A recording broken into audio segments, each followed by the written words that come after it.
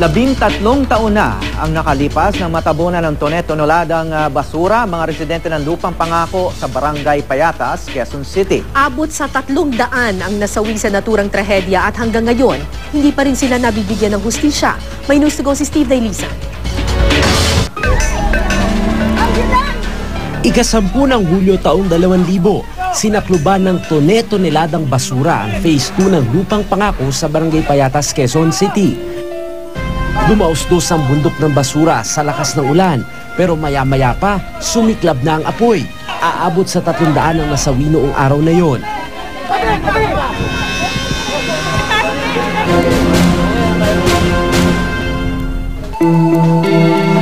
Si Jocelyn tandang-tanda pang nangyari nang matabunan siya ng basura. Kasama niya noon ang 3 buwang gulang na kapatid. Wala akong nakikita, basta naririnig ko lang mga may nag-iiyakan, nagsisigawan, naghanap sila ng mga pamilya nila na namatay. Yun lang. Tapos ginaganyan ko yung kamay ko, kala ko pag ginanyan ko, makikita nila para masaklolohan ako, pero hindi pa pala.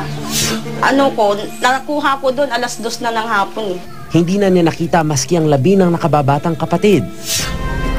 Bago pa man nakilala ang Payatas bilang dump site, nauna itong itinakdang relocation site ni Noy Quezon City Mayor June Simon para sa mga informal settlers ng lungsod. Pero isang araw, ipinagtaka na lang daw ng mga residente ng tambakan ng basura ang lugar na minsan ipinangakong maghahatid sa kanila ng pag-asa at kaunlaran.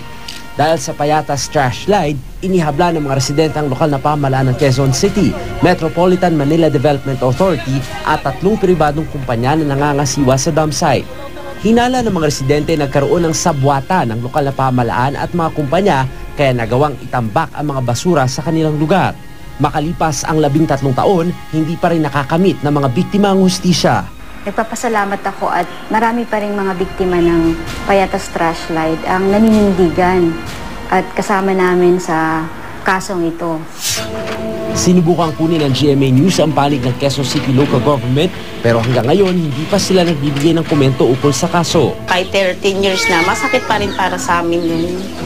Kasi hindi naman ganun kadaling kalimutan yun. Hiling ng mga biktima sana hindi rin mabaon sa limot ang trahedyang dinanas nila. Steve Dailisan, GMA News.